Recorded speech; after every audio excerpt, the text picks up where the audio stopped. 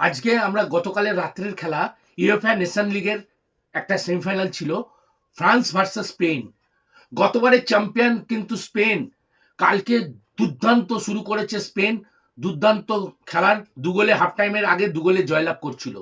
তারপরে আস্তে আস্তে টাইম যত গড়িয়েছে ফ্রান্স খেলাটা ধরবার চেষ্টা করেছে, কাউন্টার অ্যাটাকে খেলেছে।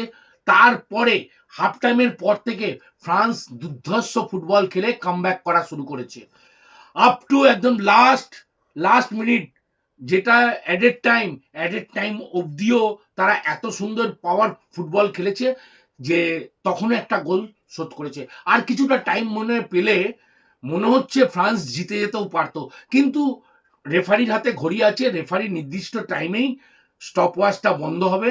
স্টপ ওয়াচটা যখন চালু করেছে একদম পারফেক্ট টাইম। আমরা এখানেই যাচ্ছি আগামী 9 জুন যে ফাইনাল, পর্তুগাল ভার্সেস স্পেন। আপনারা বলুন কে চ্যাম্পিয়ন হবে? স্পেন আবার পুনরায় ওই ট্রফিটা পুনরুদ্ধার করবে, না পর্তুগাল চ্যাম্পিয়ন হবে? এটা একটা দেখার বিষয়। ওই খেলাটার দিকে আমরা অনেক তাকিয়ে থাকবো। স্পেন যদি আবার পুনরায় ট্রফিটা নিয়ে নেয়, কিছু বলার নেই। স্পেন দুর্ধর্ষ টিম, যেমন গতকাল ফ্রান্সকে 5-4 গোলে হারিয়ে সেমিফাইনাল জয়লাভ করেছে। একদম টোটাল ফুটবল। ইয়ামাল এত সুন্দর দুটো গোল করেছে, এই বিস্ময় বালক 17 বছরের ছেলে। আগামী বিশ্বকাপে 26-এ সবার নজর কিন্তু ওর দিকে থাকবে।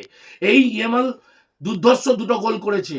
আজকে ও যেভাবে সারা পৃথিবীর বুকে যে ফুটবলের যে একটা নতুন অধ্যায়কে নিয়ে আসছে, ওর দিকে সারা বিশ্বের লোক তাকিয়ে আছে। আগামী দিনে বিশ্বকাপে ওর দিকে সব দেশ কিন্তু তাকিয়ে থাকবে। যারা ফুটবল বোঝে, তার ওর খেলার নৈপুণ্য, ওর খেলার চাটুর্য দেখে বোঝে যাচ্ছে যে আগামী বিশ্বকাপ ওর জন্য খুব একটা ভালো বার্তা নিয়ে আসছে। ফ্রান্সের এমবাপের কথা বললেও ভুল হবে, মানে কি বলবো, এমবাপেও কিন্তু একটা ভালো গোল করেছে। ও কিন্তু দুর্ধর্ষ টিমের জন্য ফাইট করছিল। এমবাপেও অনেকদিন, এমবাপের সবাই বিশ্বের দরবারে ওর পরিচিতি হয়ে গেছে, যেটা ইএমএল এর ক্ষেত্রে এখনো হয়নি। ইএমএল আস্তে আস্তে উঠে আসছে। এই 17 বছর বয়সে এই কম বয়সী যারা বিশ্বকাপ খেলেছে তাদের মধ্যে এমবাপে, এই ইএমএল এর নামটা যুক্ত হলো। আজকে আমার ভিডিওটা এখানেই শেষ করলাম। যদি আমার ভিডিওটা ভালো লাগে অবশ্যই লাইক, শেয়ার, কমেন্ট করবেন, অবশ্যই সাবস্ক্রাইব করবেন। আগামী 9 জুন কে চ্যাম্পিয়ন হবে আপনাদের বলতে হবে। ধন্যবাদ, নমস্কার।